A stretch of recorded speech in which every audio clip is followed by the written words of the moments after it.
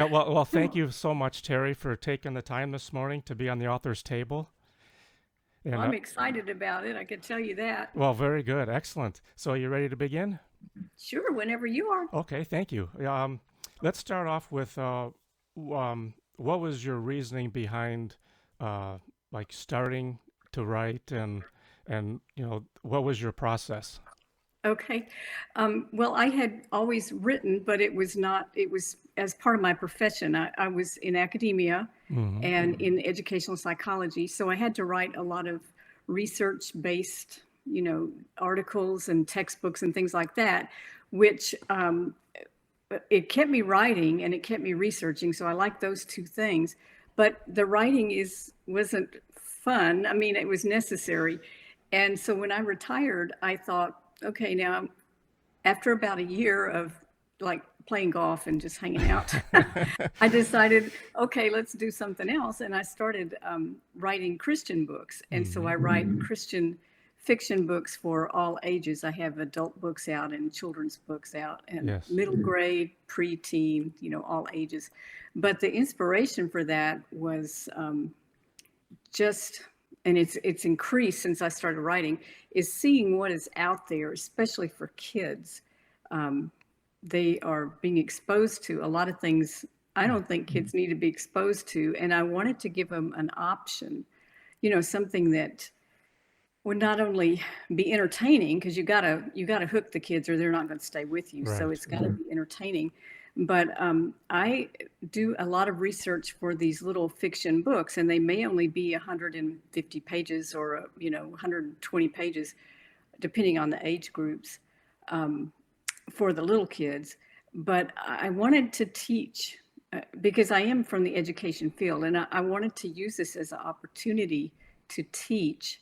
So there's a lot of history, there's a lot of Bible history, a lot of world history, um, but it's also kind of reflective of some of the things. The series I'm working on right now is really reflective of what we're going through as a culture. Right. And that's in that particular series, which is the underground book readers. Books are all banned.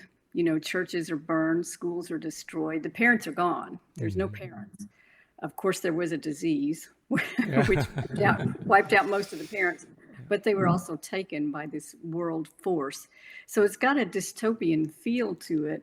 But one of my, or actually more than one person, has asked me, reviewers and people that have read the series so far, is this really futuristic or is this prophetic? Mm. And because it happens in 2031. So I'm like, well, I hope not really. But every day you turn the news on, you think, That's well, maybe it is yeah. prophetic. Now, what were some of your challenges, Terry, as a new author? Well, since I'd had a track record of being published before, Mhm. I was able to get on with a couple of different publishers. Um, but then I don't know. They're small Christian publishers, and there's nothing wrong with using that type Mhm. of publisher at all. Very nice people, but because they're small, you do end up doing a lot of the marketing yourself. And of course, the cost for going with the publisher, even to buy your author copies, is greater. Mhm. So I have since been publishing, and I explained to the publishers why, and I've still got more books under contract with them that will be coming out. But I'm now doing self-publishing through KDP, Yeah. because my thinking is I actually have more control over timelines and what kind of cover I want, that kind of thing. Absolutely. So, do you find it sort of better though, just being a self-publisher? I do. Hmm. For some reasons, I kind of miss, like, once you turn it over to a publisher, you're kind of done for a while. But here I'm coordinating book cover design with my book cover illustrator, Yeah. rounds of edits with my editor, timing everything with KDP because that can be tricky. So that's an advantage of having a publisher. But at the same time, I'm doing as much marketing with both, whether it's a published book or self-published book. So So you have the best of both worlds. Yeah, Yeah. so to speak. I find it too by being a self-publisher too that I have complete control.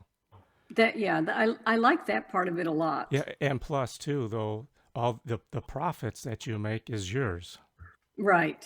you know. Yeah. So, Yeah.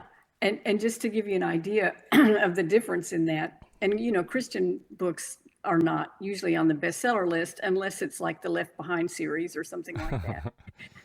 But my publisher this year, after the first full year of having these books out, which have been in the works since 2019, so mm, they've taken a while to get everything out, and then the first full year after, and I asked for my tax documents, and they said, well, you have to earn more than $600 a year before we give you a tax document. I'm like, uh, well, okay, I can do that in a month on KDP. So, yeah, that's quite a difference. that's correct. And the cost of the book yourself, when you go to sell them, you get a better break on that too. That's So, correct. Yes. Yeah. although they're going up, KDP is Yes. I increasing the I know. price. But still, I mean Yeah, it it's better. yeah. Now you have 14 books. Is that correct? I think that's probably close. Yes. I don't. I think I probably got 6 or 8 more in the contract process still. And then this series I'm working on, the third book just came out this week, actually, the Oh, 17th of May. And it's going to be at least a 6-book series. But I have to tell you, we're talking about timeline and having freedom. I have got some readers of that series that are just, they're texting me, they're emailing me. When is the next one coming out? And I'm like, oh my gosh, they got book 3 on release day and read it and reviewed it. it's a great And now they feeling. want but they want the next one. And I'm like, I'm still writing it. That's awesome. Now your first book is called Devotional for Those Coping with Tragedy. And that That was was one of the first ones with another small publisher. yes, and that was a journey back to God. Can you talk a little bit about that, Terry, please? Well, I had some things happening myself in my life, and I have to tell you, for the events that we could spend 3 days talking about all of that, but to get to the point where I was ready to write that book, where I honestly felt like, as a Christian, I'd been raised a Christian, Mm-hmm. but these things that happened, I was mad for 18 years. I was mad at God, and it's not that I didn't believe, I knew he was there. I believed in God and Jesus, but I was still mad. I was like, I'm not talking to you, because you did this to me. And you have to get to the point where you realize there's evil in the world. People do bad things, and Mm-hmm. that isn't God. That's right. But after 8 years of being so angry and then feeling like I truly had a born again experience after that, and that's what the motivation was for that book. That one has, I've had some counselors who have used it, in Christian counselors who have Mm-hmm. used it, and it has a little self-assessment.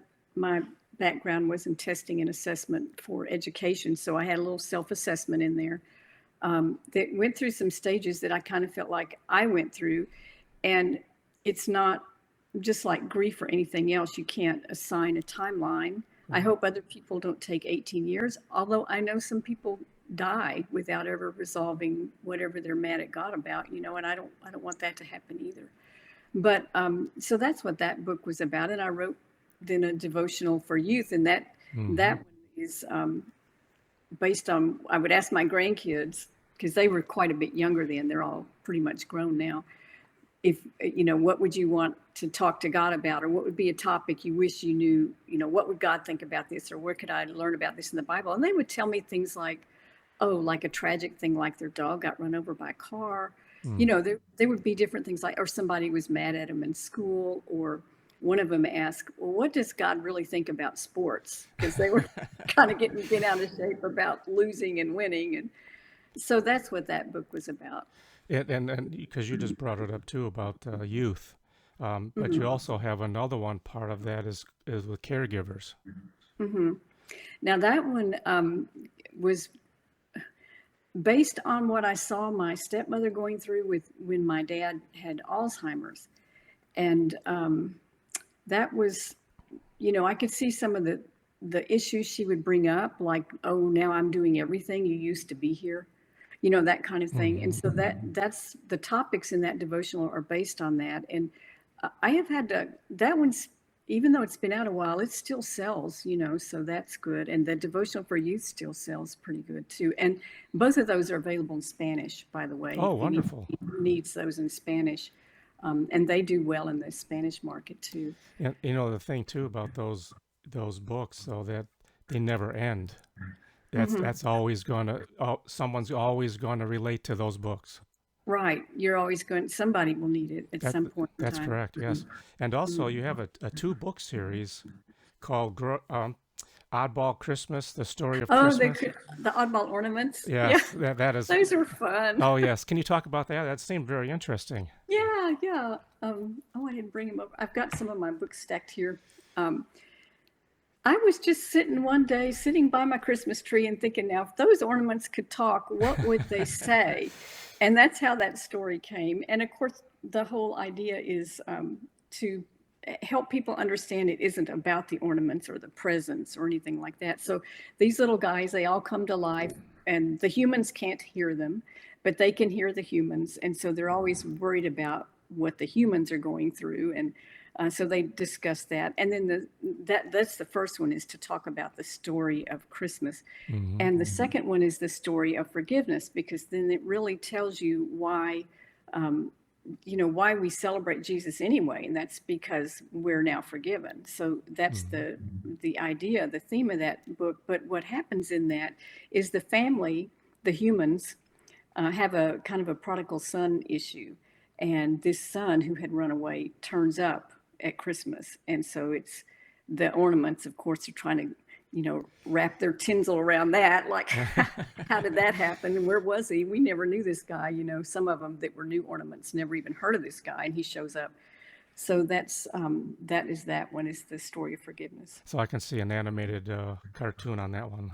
I would love that to Oh happen. yeah, just like the That would be so Nutcracker. fun. Yeah, I think that would be so fun. And actually, the Nutcracker is one of the main characters, Oh, okay. Yeah. because he's supposed to be really brave and climb up and down the tree and do all these things that the other ornaments who don't have legs can't do. So, Now, when you did those two books, did you have like feedback from the younger viewing audience with that type of? yeah, here's the thing. I get it from parents and grandparents, because those books are meant, from, well, you can read it to any age Mm-hmm. kid. Mm-hmm. And some of the parents have said, now we've made this our new family, Christmas tradition to do these books. But the kids themselves, and unless I read them to kids, which I have done, and they like them, I've done that a couple times. But it's usually the grandparents, the parents that I hear from on all the kids' books. Although yesterday I got a handwritten thank you note Oh, how from nice. a girl who just read the Newton Chronicles series, which is the time travel, where these kids find this time travel device and they can't control it. And they're in search of one of the main characters' fathers, who's an archaeologist, and he was on a dig in Jerusalem and he disappeared. So this thing takes these kids, and they can't control it. They're going back and forth in the Old Testament, the New Testament, and even like the 6 Day War, in Jerusalem. So it's, again, I want to teach some history. Mm-hmm. But my motivation for that was that even my own grandkids, and if they hear this, they're going to probably be mad at me. At that time, I think they know better now, but at that time, didn't understand the importance that Jerusalem has in our world right now. Mm-hmm. And I want kids to learn this is an important part of our world and God's story, and Mm-hmm. you need to learn about it. And so they hop all around. They go from Egypt when the Hebrews were enslaved. They go back and forth, and well, I won't tell you all the Bible scenes because I'll spoil it. But what happens is they drop in these places and they don't know where they are. And one of them, they drop in and they're thrown into this crowd and everybody's running and they don't know what they're running from, but they just start running too. And then one of the characters looks over and he goes, "That's not a wall, that's water." And so they've been dropped in the Red Sea. Ah. So they find themselves in these predicaments and they have to figure out how they can get somewhere and try to work this device again to go look for Luke's father, who's the archaeologist. So that's been a fun one, and that's been picked up a lot by homeschool parents who, Hmm. want to have a Christian kind of curriculum for their kids. So that's been a fun one. And I do that handwritten note was the sweetest thing. And she, again, when are you coming out with book 3? Isn't that a wonderful feeling, though? It really is. It's just like when that makes it worth, getting up at 4 in the morning to try to have quiet time and finish this book, to wrap it up. Well, those 18 years to see it paid off. Yeah, they did. They Yes, did. It was a hard, you know, nobody should be mad that long at anybody, that's correct. let alone God, That's right. But No, yeah, that's awesome. That's such a wonderful. I mean, just having a handwritten little, a letter from a little girl, that's huge. yeah, yeah. That's And wonderful. I would like to even post it, on Facebook, but I know her parents are very protective, and they're thinking about maybe sending me a picture of her reading it, but it's got to be from the back. They don't want her to have any kind of, Oh, or any of their kids to have any kind of a social media identity, which I understand. So, mm-hmm. but I Yes. just thought that was so sweet. When I got it in the envelope, you could tell the little child's handwriting on it. I thought, oh, this is great. See, you need to put that in a frame and then have it on the wall, and you see that every day, and Right, that motivating. absolutely. Very motivating. Now, Terry, your latest book is called The Underground Book Readers: The Secret Society. Can you talk Mhm. about that, please? That's book 1, Yeah. and that is we actually went up. My husband's from Virginia, and so I thought, well, I like the mountains. Let's, because we live in Texas now on the coast, but so I planned a trip up there, and we met his family up there, and we toured some of the caverns in the Blue Ridge Mountains, and that's where the setting is Beautiful. for the story. Hmm. And so these kids, this is the book I mentioned earlier, where the schools are, destroyed, the churches are burned, and they can't read books. They certainly can't read the Bible or even have a cross, of any kind. Mm. And this world force that's taken over, they recruit all the kids that are 18 into the military, and if their parents survived the illness, they took them too. So the town essentially is made up of a bunch of kids and teenagers that are trying to fend for themselves. With this group of kids, they go around as at the time when the buildings are being destroyed and find as many books as they can. And they hide them in this cavern in the Blue Ridge Mountains, and they meet there every day and have their own school. And one day a week, they don't know what day is. There's no electronics. They have no idea, Mm. calendars, clocks. So one day a week, which their calendar system is moving stones, so they can tell when the seventh day is, and they have church, and they go to a different cavern room, and they have church. And one of the kids, his name is Asher. They call him Asher the pastor because he's very into the Bible. So he does church on one day a week. But they eventually, they're trying to figure out how to get out from under this world rule, because they've heard from different people there's a free territory like past Tennessee that goes all the way to Texas. And so they're trying to figure out, can they do that? But they keep meeting other kids, and so gets to be more complicated. Sure, sure. Now, as an author, what has been your greatest reward?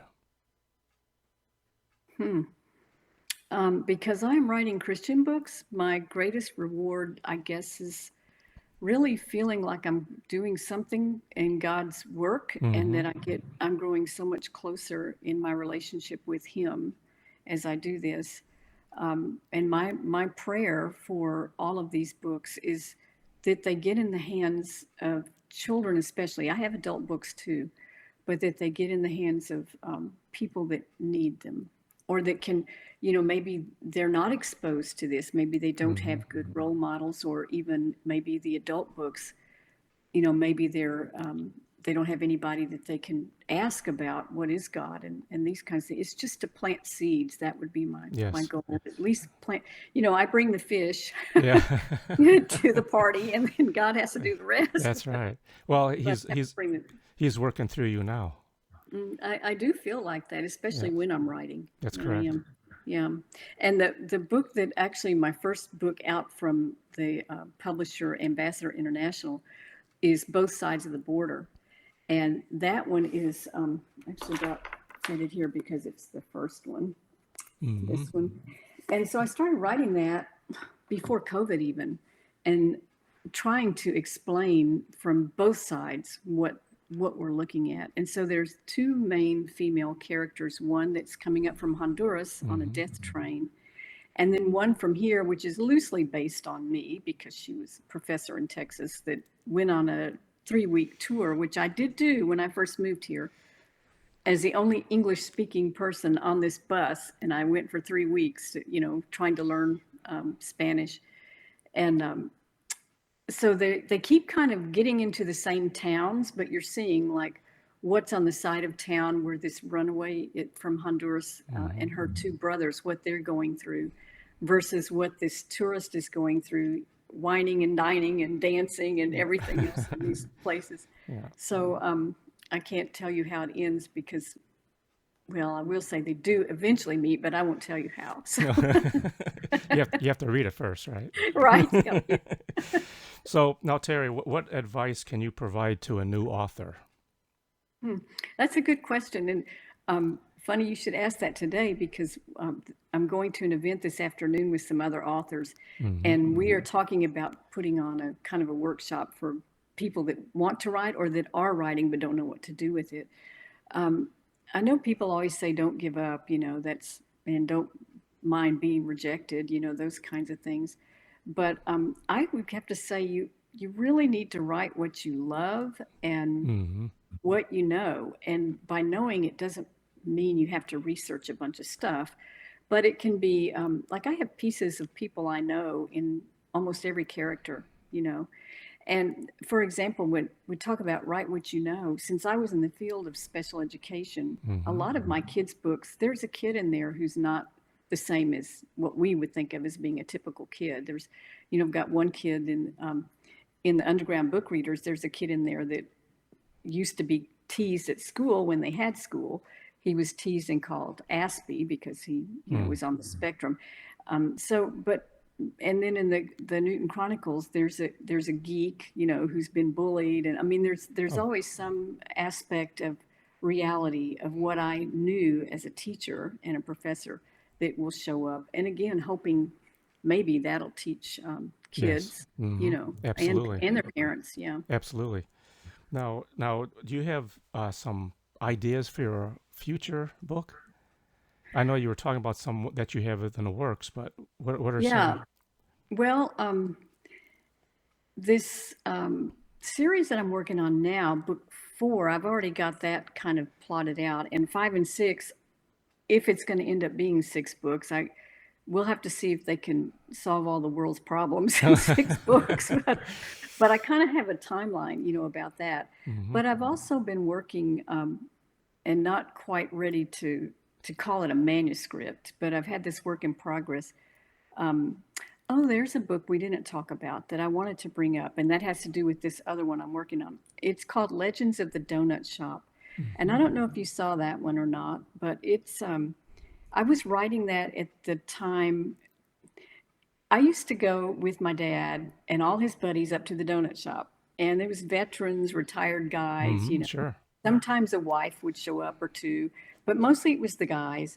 And so I just had the best time listening to their stories. And one of them, one day, he was the rancher, and there's a rancher in the book.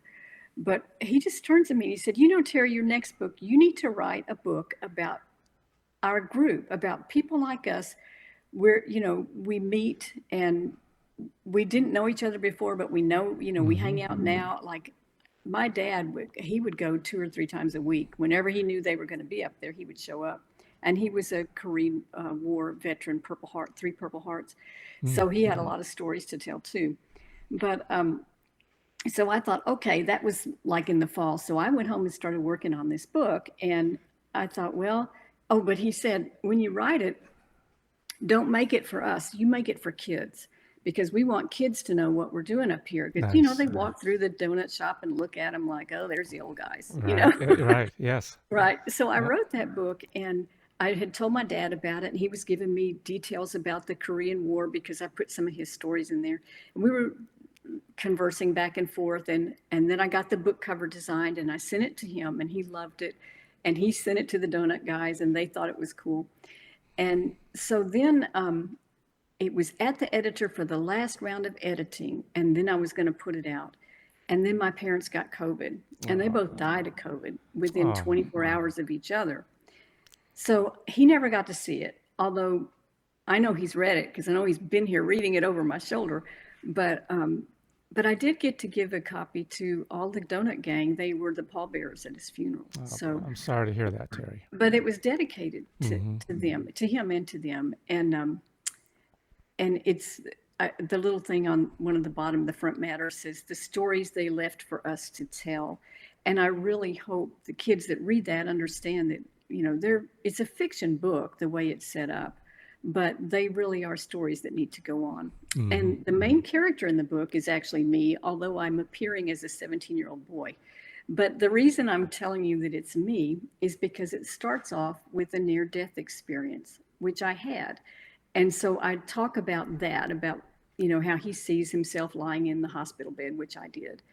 And that is an experience that I had when I was 31, I think, Hmm. but I never talked about it. I had since that time always felt like I had a connection with understanding life, you know, after death. And then not too much longer after that, like maybe 10 years, was when I got mad at God. So, Oh, so I, you know, kind of sure. fell back from that. But I still, even now, feel that connection. And even with my parents, I know where they are. And I know that my mom and dad are dancing. My dad would never let mom go anywhere alone. And so when she died, within 24 hours, he went too. And, you know, we know Oh, that's why he made his mind up. He was texting the day before hmm. to people and laughing, but then she died, and that, you know, he had to go. So anyway, that's what that book is about. That's a really special book to me. Very Absolutely. sentimental. Yes. Well, thank you for sharing that too. Hmm. Now, Terry, do you have a website? And what is your website? I have a couple of resources for people that want to contact. One is my blog, which is a Christian blog, but you can see things that, you know, you can see the books there too, and you can contact me through that. And that's terryovertonbooks.com. And Terry's with a Y, terryovertonbooks.com. Hmm. And then the website is authorterryoverton.com. So that's two ways. Of course, I'm on Facebook as Terry Overton. I don't try to put anything tricky up there, although I have different pages on there, like a Sable Palms page for my Sable Palms series and Hmm. things. But that's some way I'm on, you know, Instagram, Twitter, all that stuff. So And you have a book signing event this afternoon. I do. There's four local authors they're all from the Rio Grande Valley here in Texas. And I've met one of the other ones that's going to be there. I haven't met the other two, so I'm excited about meeting them.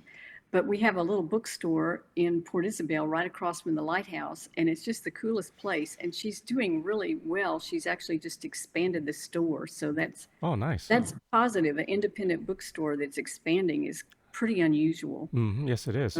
Yeah. So, So so you have the book signing event this afternoon, and do you have any other ones coming up after this one? Not planned. I had just inquired about one that's on the 15th of July, but that's around the Austin area, I think. And Okay. I haven't heard back from them about that one. And I've got several other bookstores where I've had book signings, but I'm just kind of waiting to see what life has been very Yes, unpredictable lately. you're So right. Absolutely. Well, Terry, it's been a pleasure today to listen to and talk about you and your books, and I again thank you so much for taking the time today to be well, on the thank you for authors. asking me. I appreciate it a lot. Well, of course, and I wish you the very best and good luck this afternoon. Thanks a lot, and You're stay very in welcome. touch. I sure will, Terry. You have a All right. wonderful day. You too. Bye Okay. bye. Bye bye.